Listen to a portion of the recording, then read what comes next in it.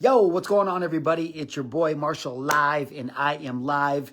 And in this video, I want to talk about an unpopular opinion, which is the victims of narcissistic abuse are as toxic as the narcissist.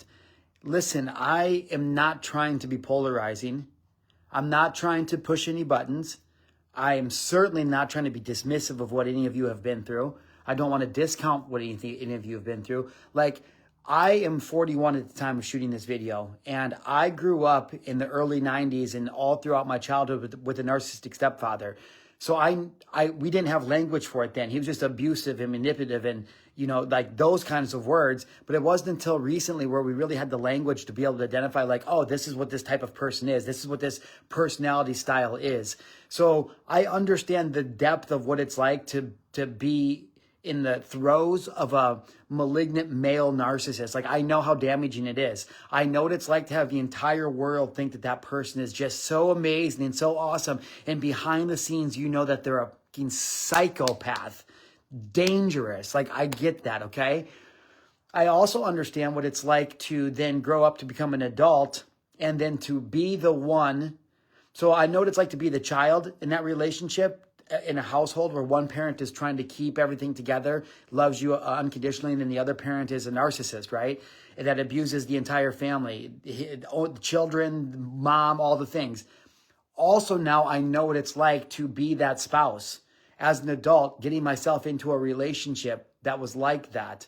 So I'm just saying, when I say what I'm saying, which is the victims of narcissistic abuse are as equally toxic as the narcissist, I promise you it's not something that I'm trying to just throw around. So if you're willing, and I know this is a big ask, you guys, like, I get it. I totally get it. Like, who am I to be on the internet saying anything anyways, right? But if you're just willing to put down your shield and your sword for a second and, like, truly believe me when I tell you that, like, I am on your side and I'm not trying to push your buttons. But let's just say, for whatever reason, I say God because I believe in God and my Savior, Jesus Christ. But let's say that God put this on your timeline for a reason. Maybe you're seeing this and it's going to give you an opportunity to grow. Again, dude, I'm a dumb idiot. I don't know nothing about nothing. But over the 41 years that I've lived at this earth, God has revealed some wisdom to me based on the skill sets that I've developed while I've been here. So I'm going to invite you to think about this a different way when I say this, because truly, when you understand the polarity of the toxic energy, and I know these sounds like crazy words, but I'm going to break it down in a second. When you understand polarity, especially feminine and masculine polarity or energy, you'll understand the dynamic and how you can't have one toxic person without the other person being toxic. Like, okay?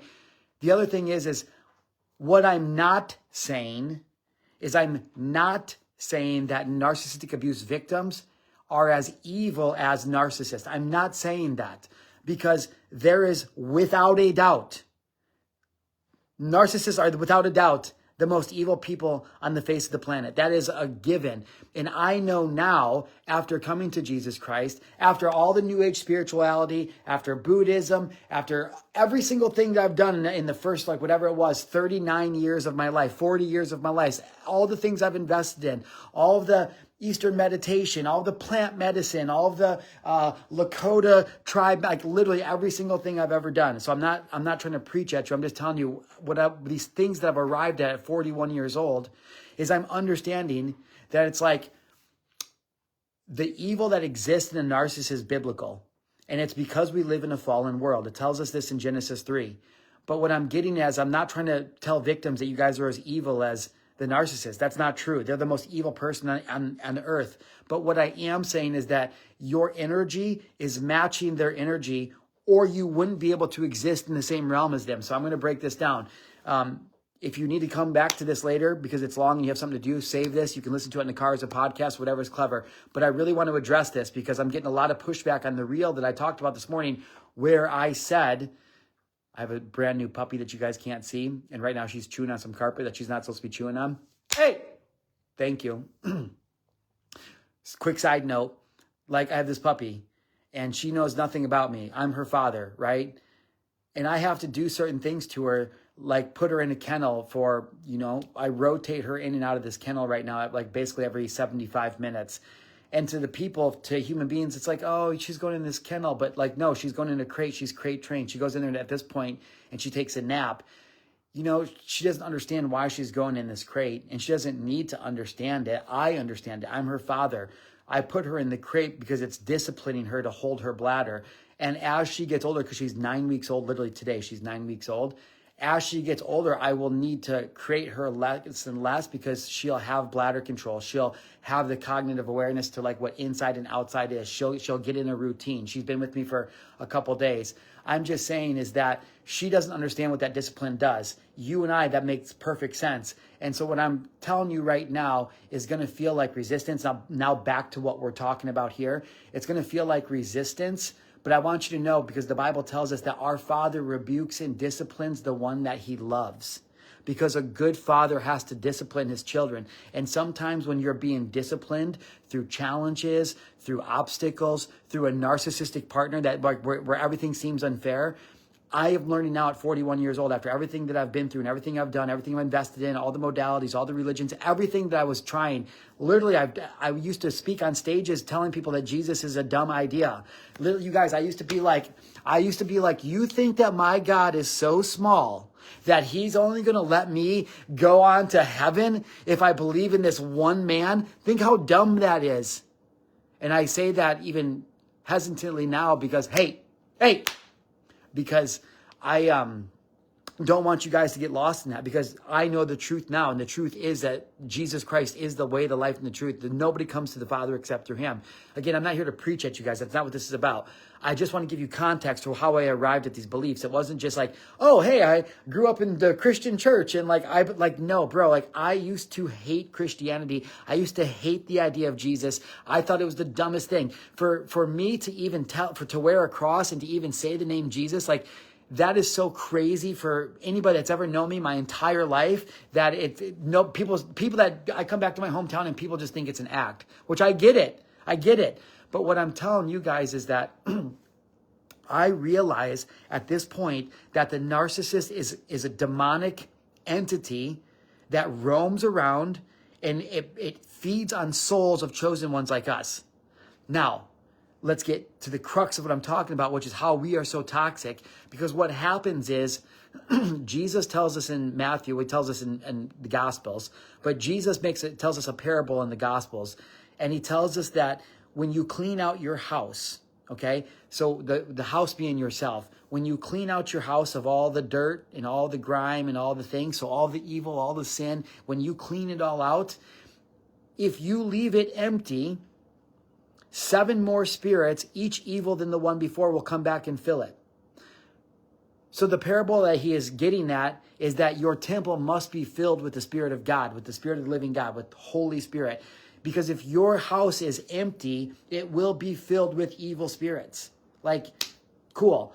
Again, I hesitate to talk about New Age spirituality, but I'm going to recognize that some of you are watching this who don't know Jesus yet, and that's fine. But what makes sense to you is frequency. So let's talk about again, you guys, I'm going to tell you why it's as equally as toxic. Until you break the cycle, which I'm not saying what it really is, which is deliverance. By breaking the cycle, I'm saying you need deliverance in Jesus Christ, and then you need to heal your nervous system through neuroscience.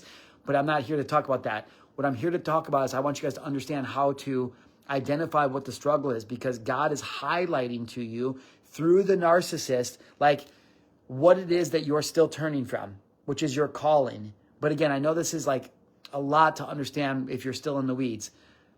So if I was talking about the universe, you guys know, and that's just not even the universe. Let's just talk about science, because God made science.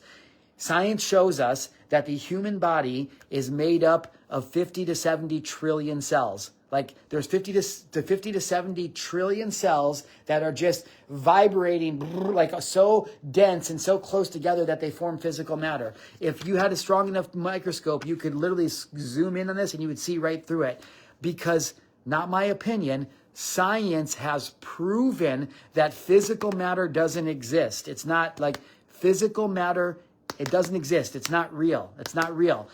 And science proves that this atom is 99.999999999% empty space. Okay. So I'm telling you this because everything is energy.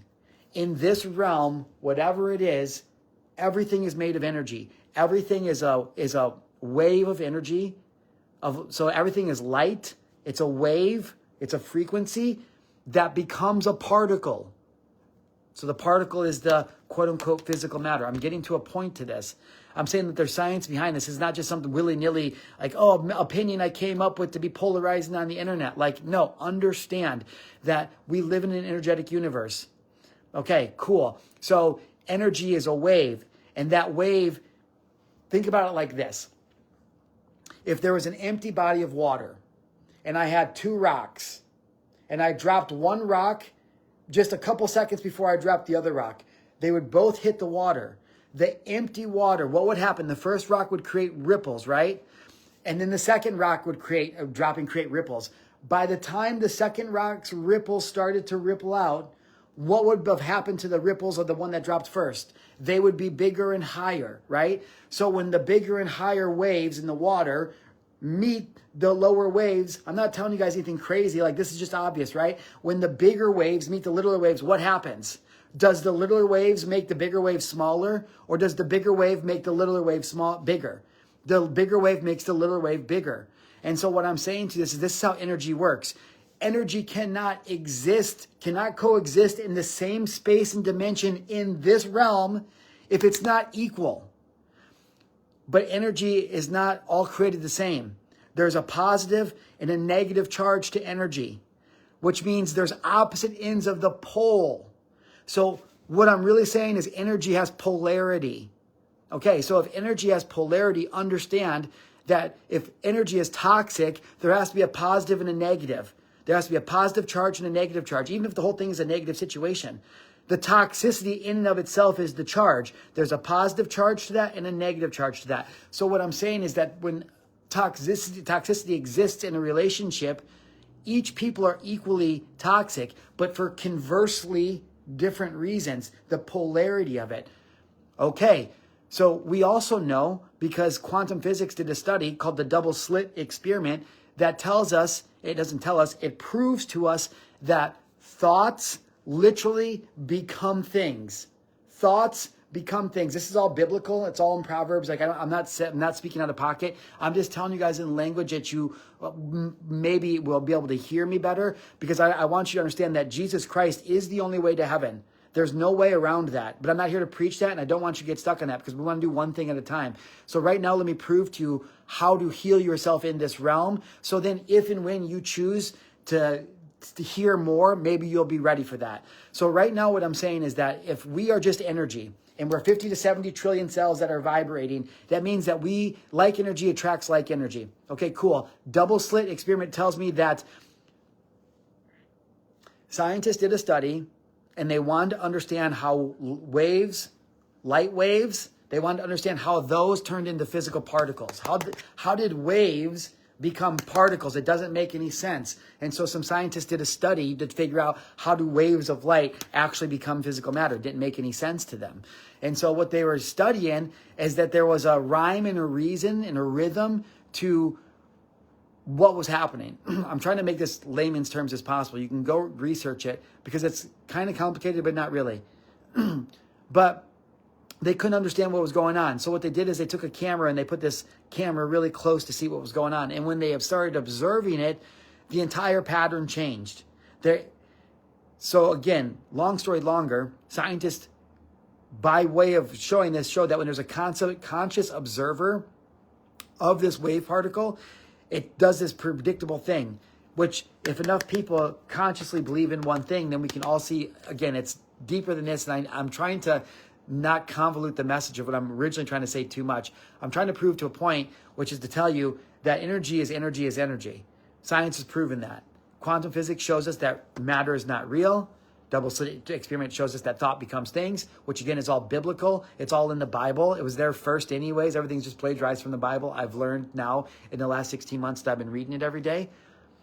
So understanding that, we go, okay, cool. Well, what are you talking about then? How are we just as equally as toxic? Well, let's talk about how a narcissist is formed and how a wounded empath is formed and how we meet together, okay?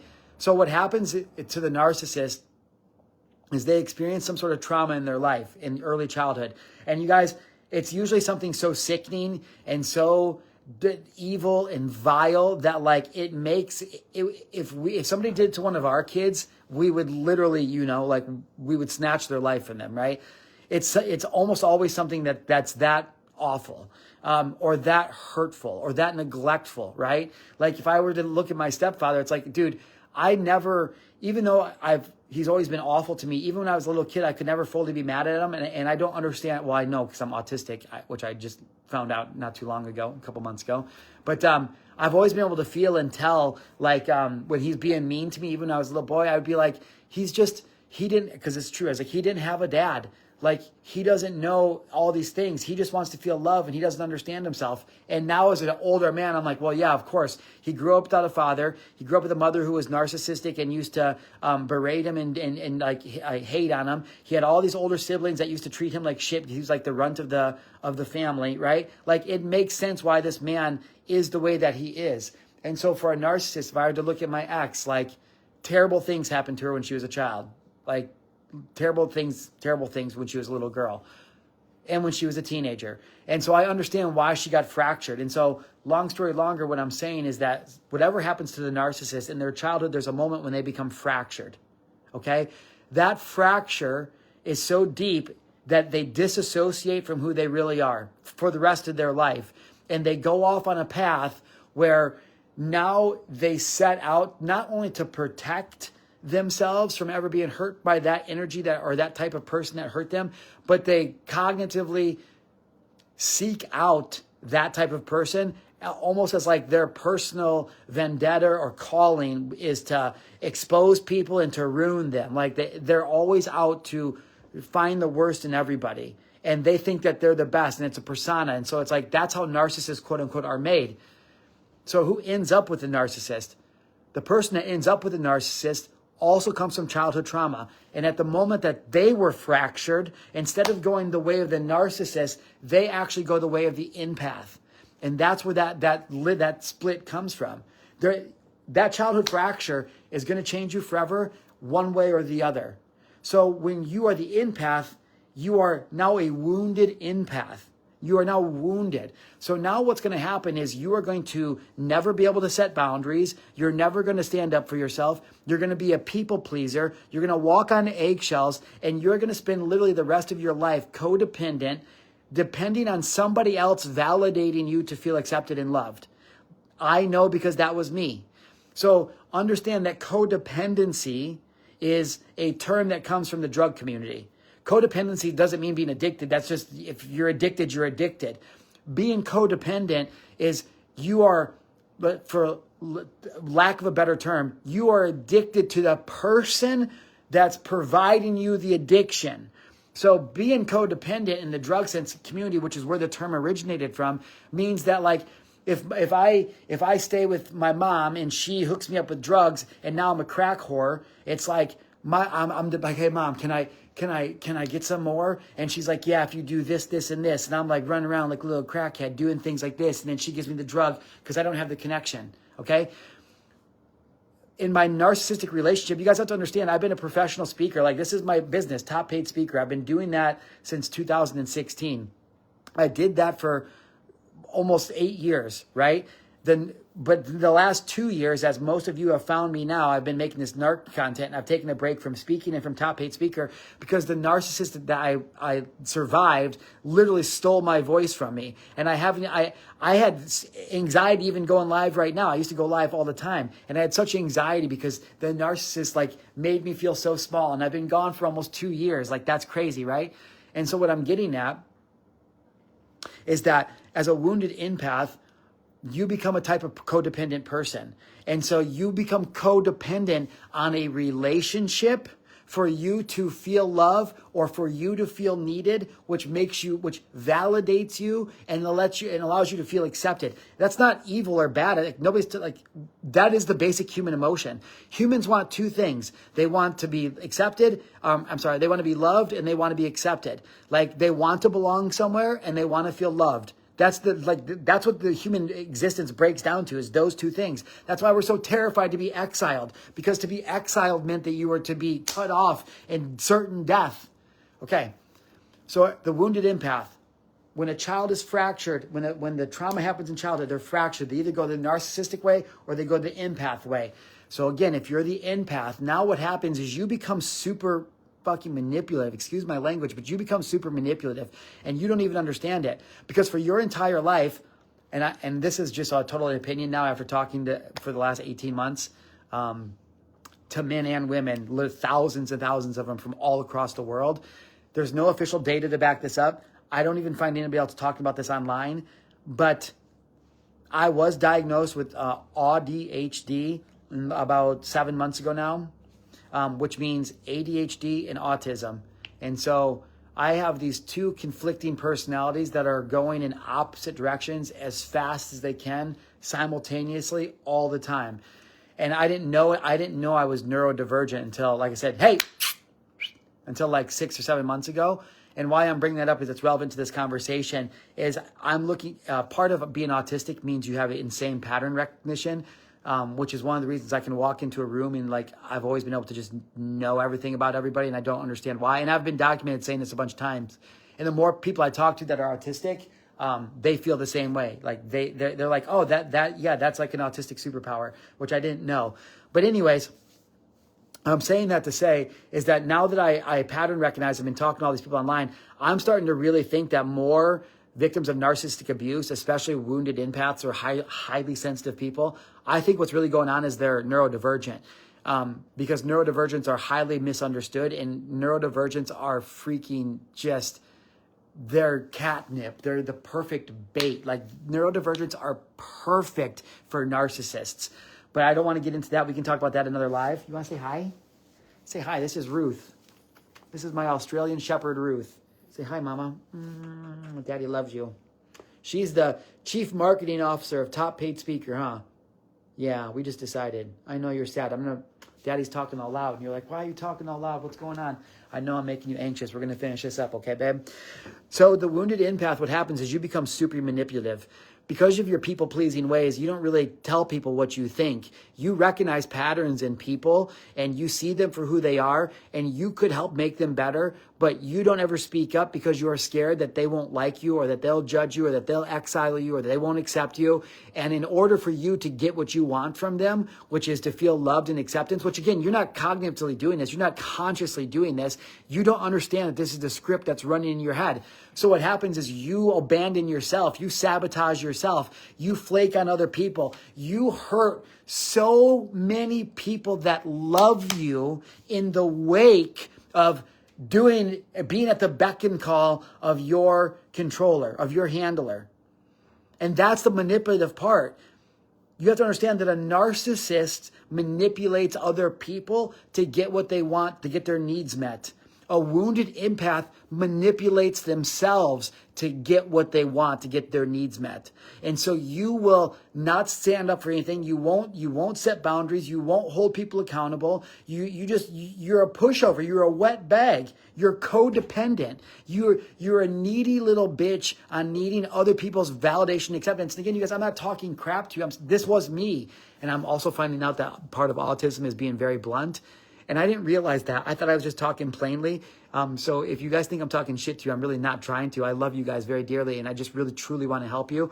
But my bluntness sometimes, I guess, is probably my autism. But anyways, that's what it is. You're just being needy. And you manipulate situations to get your needs met. So when I'm talking about people being toxic, it's like, yeah, bro, you were toxic. Yeah, it's like you kept choosing that. Well, how could I have chose this? Okay, cool. There was a moment in the beginning of the relationship with the narcissist. There was a moment. And in that moment, their mask dropped briefly, except you didn't have the language, the awareness, you didn't have the cognition to understand that they were a narcissist or that what you saw was a mask dropping. We didn't get it. But you know what moment I'm talking about. For me, it was 6 months in and my ex was going to all of a sudden be a part of this movie that her friend she hasn't talked to in forever was shooting, and she had to do this sex scene. And like, I was like, you're kidding me. Like, I was like, I'm breaking up with you. I packed up all my stuff, and then she guilted me like, oh my God, you're so insecure, and I'll just cancel it and just bend over backwards for a man. And this is exactly what, like, bro, I had no idea I was being gaslit.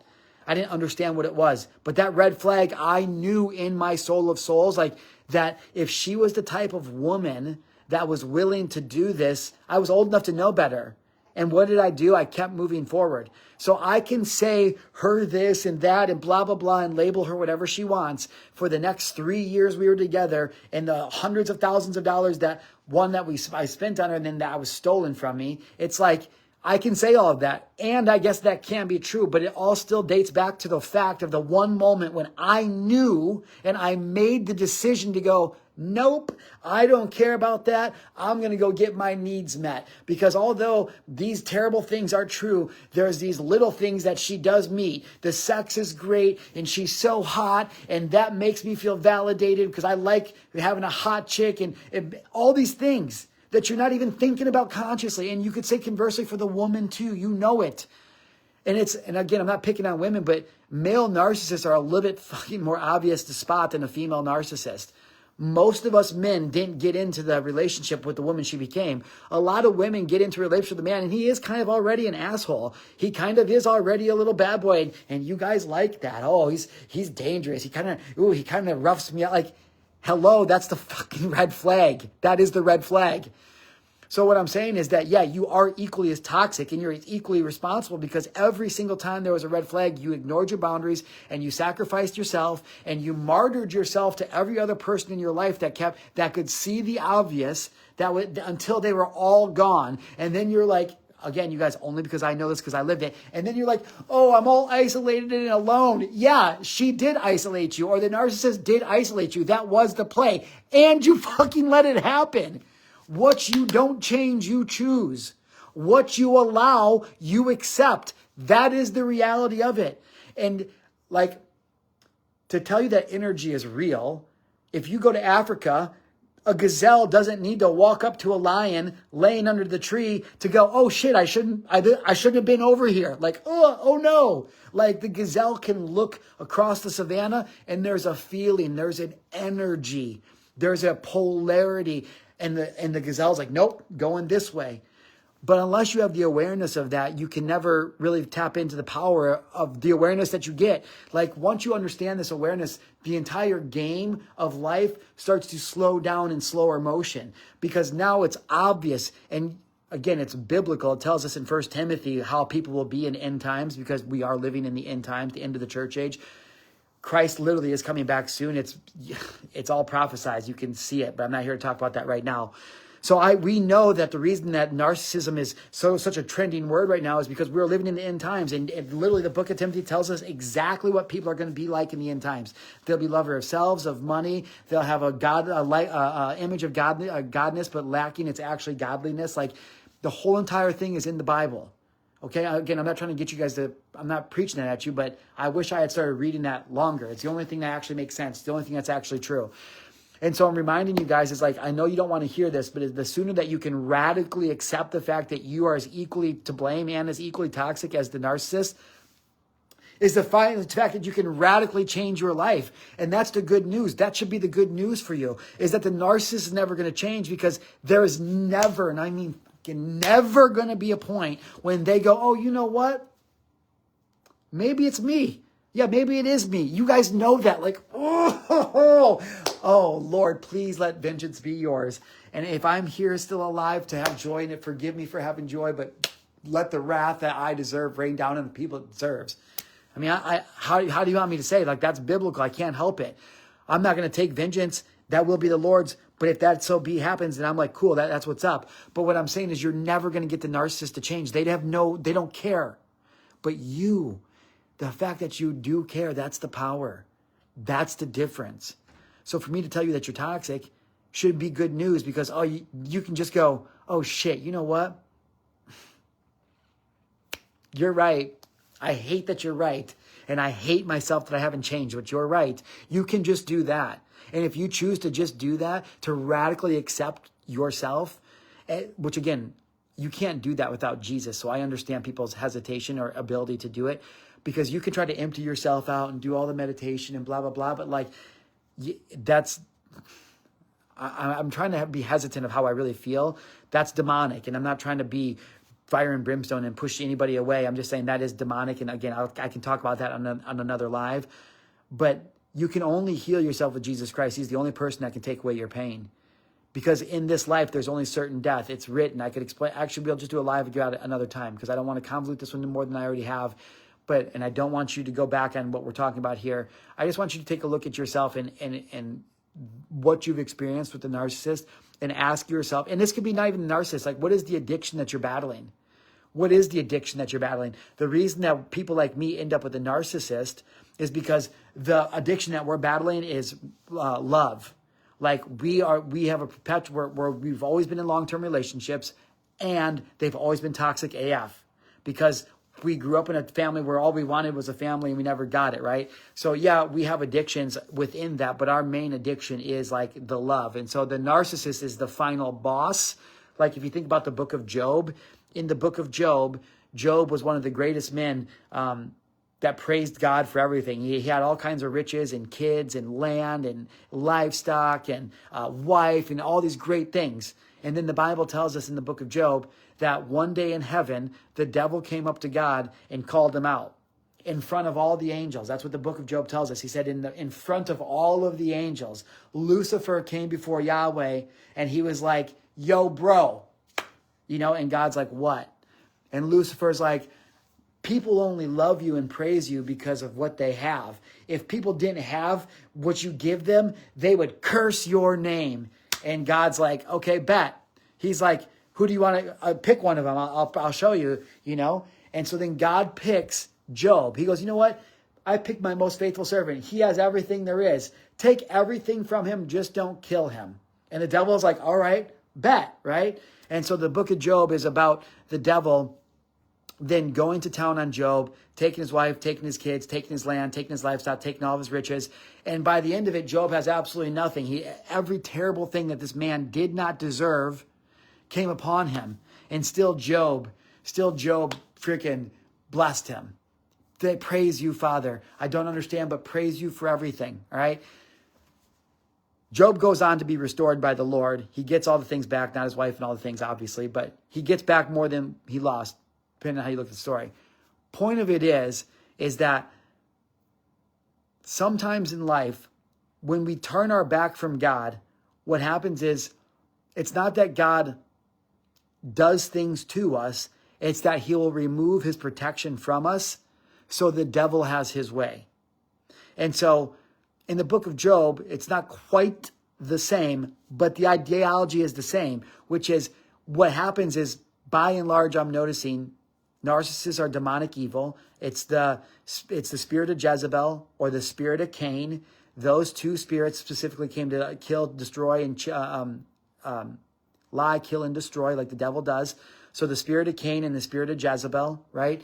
Those two spirits, demonic entities. And the reason that people that, and again, this is just my beliefs, and I know a lot of you won't like this, but it's just how I believe. I believe that the people that are victims of the narcissist are the chosen ones. We're the remnant. We're the ones that are supposed to sound the horns. We are the ones that are commissioned in Matthew 28:19 to make disciples. We're the ones that Paul talks about in Romans 12 with the redemptive gifts. Like, we have turned our back on our calling our whole life, chasing our drug, which is love, when this entire time, God has just wanted us to be codependent on Jesus because Jesus is the one that loves us. But it scares us because we don't even know what a loving father is because we didn't grow up with one here. So God doesn't make sense to us because we don't know what that means. And we don't understand love and real love because we've never had it modeled to us. So Jesus feels made up. But what I'm telling you is that sometimes God, when we turn our back, the narcissist becomes the final boss. It's like God's like, okay, I'm going to remove my protection because I trust you that you're smart enough. Like Job, I trust that if I remove my protection, still you will figure it out and you will praise me. And when you do that, I am going to bless you beyond measure. Same way that like when my dog stops peeing inside, she gets out of the crate, she's going to be blessed beyond measure. She's going to keep getting more and more blessed the more obedient she is. I'll still love her the same, but I have to put different measures on her until she learns her lesson so I can give her more freedom and bestow more of the kingdom upon her, which is more reign of the house, more car trips, more hiking trips, like more camping trips. Same way, same macrocosm of one or the other. And so if you've gone with the narcissist, you earned that by turning your way from God and living of the world. And you have equally been as toxic with the same energy, the same spirits as the narcissist. But the good news is you're not evil and you don't have to stay like that. You can change at any given point. Okay, so that's just something I wanted to share with you. Again, this is just my opinion. I have spent since I've been 30 years old, so I'm 41. So I've spent the last decade of my life as a transformational speaker and a transformational coach. I'm not selling you anything right now. I'm just telling you, I've trained over 13,000 speakers. I've trained more clients on mindset and energy shifting than I can even count. We've gotten over 1 billion views on the channel. I've made a couple $1 million. I've lost it all. I've made my clients over $125 million. I'm not telling you guys this to brag. I don't give a shit. Like, I still ended up here in the same place. What's the difference? Which I wish I would have read the book of Ecclesiastes a long time ago, because it tells us that it's exactly like this. I'll make the money back if that's what God wants. We're relaunching a speaking business. But what I'm telling you is, again, I'm not just some dude out here that's just talking like, oh, hey, I have this polarizing opinion. Like, bro, you guys, I've invested over $250,000 in personal development, business mastery, being part of events, going on trips, masterminds. Like, you guys, I have been on the search for truth my entire life. I'm a 5-time college dropout. I had a full academic ride out of school. I could have gone and played football, but I threw it all away to do drugs and party instead, and to be in a gang and be violent. Like, I'm nobody special. I'm just telling you, I'm also not just some random ass dude. I've won awards. I'm a Guinness Book of World Record holder. And I just am at a point in my life now where all of that stuff that I chased for external validation, it's all empty. And at the end of the day, I'm still here streaming live from my mom's apartment 18 months after narcissistic abuse, after losing everything, after making millions of dollars. Like, I can barely have the muster up the courage to go live, to do something that I just absolutely love doing, which is speaking. And so if you guys want me to do more lives and in-depth conversations like this, I'd be more than happy to. It would be healing for me as well. But I just want you guys to know, as I'm not here preaching at you like as some guru or know-it-all. I'm just a dude like all of you guys who's trying to figure this shit out, that wants to go to heaven, that wants to be the best person he can be for Jesus, that struggles with my mental health. Like, I'm not preaching anything. I don't know. I sit here and, cried for an hour earlier that my dog has the worst life because because she lives with me. Like, I'm nuts. So I'm not telling you guys anything other than what the Lord is putting on my heart. And when I say that together we rise, like, that's it. Truly, together we rise. So I love you guys. If this has been helpful for you, do me a favor, share it with somebody, send it to somebody that may be valuable for. Comment below what your biggest takeaway was. Tell me what it is that you think was dumb. And, hey, some of you guys are commenting. Let's see if you guys have, let me see. I'll end this in a second, but let's see what you guys said. Hey, what up, everybody? I should probably start dialing into you guys. I was vibing there for a second. Hey, this has been great, brother. Bernie Baxa, thank you, man. I really, really appreciate that. Cecil says, after 6 months, I was picking up my daughter from my ex and sincerely apologize for losing my frame and being ignorant of proper masculine and feminine dynamics in a relationship. Even though she used and abused me for 6 years, it's still on me that I lost myself trying to be what I thought she wanted in order to be happy. Exactly, bro. That's ownership. That's leadership. And this is the biggest thing. And I'll do a separate live on this because I could riff on this for another hour. The biggest mistake that I think people make is sticking in this relationship. So when people are married and they're like, I have kids, I can't leave her or I can't leave him, because then they'll be with the kids and they'll manipulate them. Bro, they're already manipulating your kids no matter what. The older they get, they're still going to manipulate them. They're still going to weaponize them against them right there in the house. It doesn't matter if you're there or not. They're still going to do that. The only hope that your kids have of not growing up to become the abused or to become the abuser, and you know what I'm talking about, because if you have multiple kids, one of them is the scapegoat and one of them is the golden child. And the golden child is the one that your narc uses for triangulation to to make you feel, to guilt you, to shame you. They use the golden child to create that. They use the scapegoat to put on their wrath and the blame, right? That's why one child never gets in trouble, and one child, everything is their fault. So what I'm saying is you can stay, it doesn't matter. The narc is still going to manipulate them. What I love about what Cecil is saying here and what I feel, and I'm kind of putting words in his mouth, but I'm using what he's saying as a catalyst to explain this. You have to leave the relationship, and you become the self-sacrifice. And you become the self-sacrifice because you keep telling yourself, oh, I'm doing it for the kids, but you're not. You're not leaving because you're scared shitless that you're getting it wrong. And if you're getting it wrong, am I throwing away the best thing ever? That's why you're not leaving. But you already know the truth. You're just letting the devil is a lie. You're letting the devil just get in your head and tell you, oh, I can't leave. I can't leave. Yes, you can. You have to leave, because you leaving means that you can then create contrast for your kids to see, oh, wait, this is not like, even if I never see, like my kids were not my kids, they were her kids, but their dad died when he was 36 and they were very young. And so those boys for 4 years were like my boys. I thought I was going to be their dad. They called me dad. I love them. I still miss them every single day. I'll probably never see them again. They're 16 and 13 now. And I miss them every day. And I still think about them every day. And stupid. Why haven't you thought about, like, why am I crying? It's so stupid.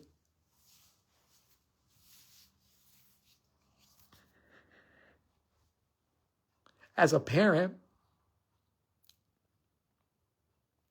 sometimes it truly means sacrificing yourself. And there's a difference between sacrificing yourself and martyring yourself. And there's nobody in those boys' life. There's nobody. There's whatever dirtbag their mom drags into their life is the only man that they have. And I know that the 16-year-old follows me on Snapchat still. And the only hope that I have that he's going to grow up to be okay is that when he is old enough, which is now, to realize the truth about his mom, the truth about the narcissist. So again, because this is my story, but it's not a story about me, it's a story about you. And how do you see yourself in what I'm saying? And so what I'm saying is, like, there's no hope for those boys. The only hope is that I become the very best version of myself, and that I show them what it looks like to not have that life. That one day, if they look me up, or one day they come and find me, they'll find the absolute best version of me. And in that moment, their entire life may make sense. And it'll be because I never gave up. No, it'll be because of God and his will and his way, and our Savior Jesus Christ working through me. But I'll know in that moment it was all worth it.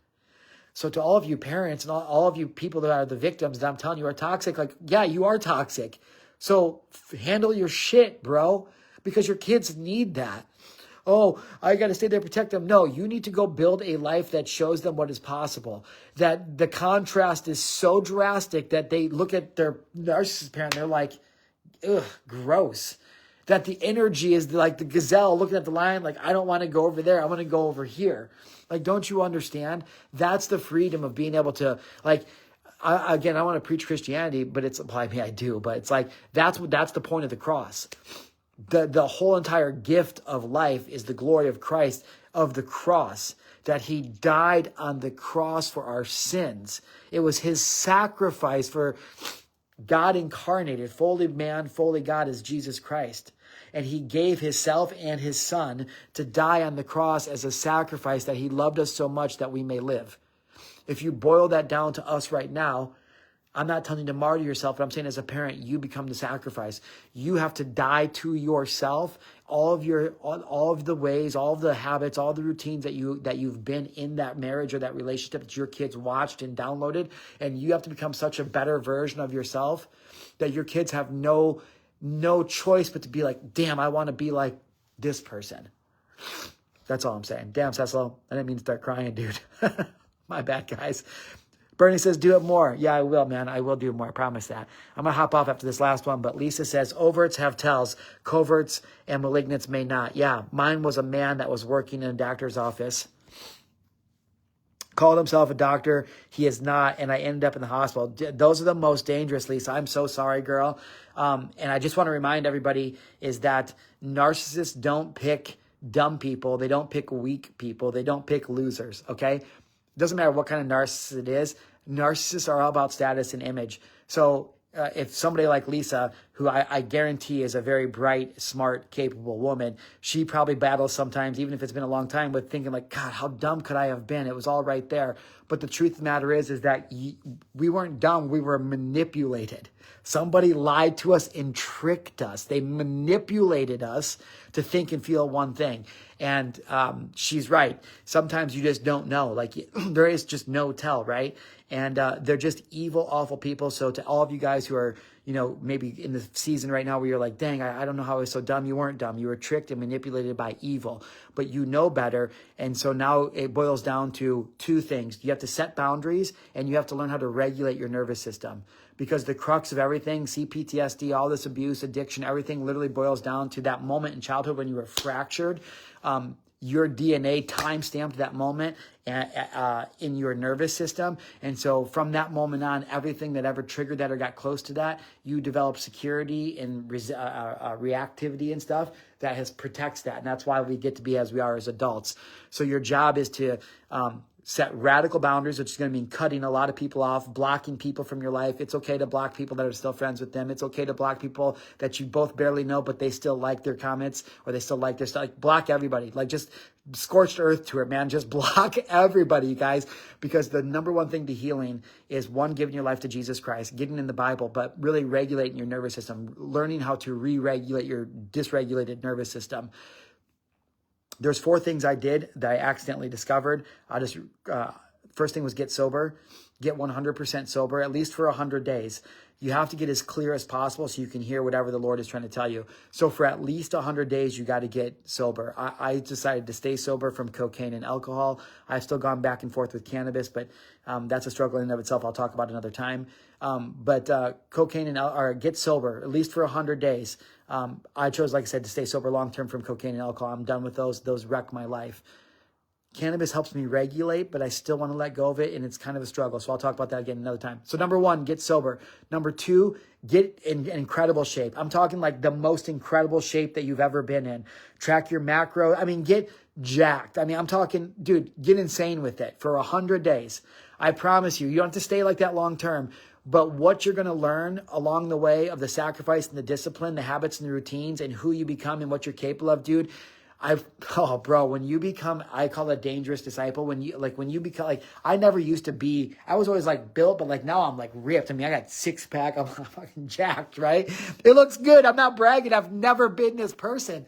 But the confidence that comes from that, after the narcissist literally broke me down and told me I wasn't all these things, I had to rebuild myself physically, mentally, emotionally, spiritually. I'm still doing it financially, but I had to rebuild myself. So get sober, get in incredible shape, get in the Bible every day. And you guys, listen, I'm all for you to start reading the Bible, but it's really not something you can read alone. It's really not. You have to go find a mentor that actually knows the Bible. I don't have anything to tell you. I don't have a Bible study. I'm not telling you guys that. Maybe I'll start doing some Bible studies live like this, but you have to find somebody that can actually preach you the word, the theology of the cross, not this prosperity gospel, not, oh, God wants to give you everything. No, sometimes he doesn't. Sometimes your life is not going to be that, because what you're promised in the next life is greater than anything you could possibly have here. And that's hard to understand unless you have a mentor who can teach you what the scripture actually says. And even that, there's peace in that. Even if I make $1 million again, I'll never have a big house. I'll never have none of that means anything to me. The more money I make, the more money I'm going to give away.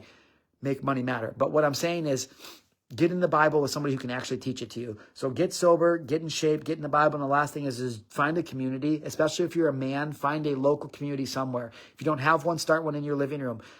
But community is vital. You have to be around people who are like you. You can't just go, even going to church is not enough, because churches will just accept everybody, and all community is not accepted equal. And if you're sitting and trying to do life with people who are vastly different than you in every way, shape, or form, except for the fact that they say they believe in Jesus, you may not even be the same one. Church is not just the answer. So I'm not telling you church either. I'm not telling you not church. I'm just saying you have to find a community of people that are like you. All right. I keep saying I'm going, but amen to that. Perfect. Okay, cool. That's it. I love you guys. Thank you for joining. We'll do more like this. Let me know what you guys need.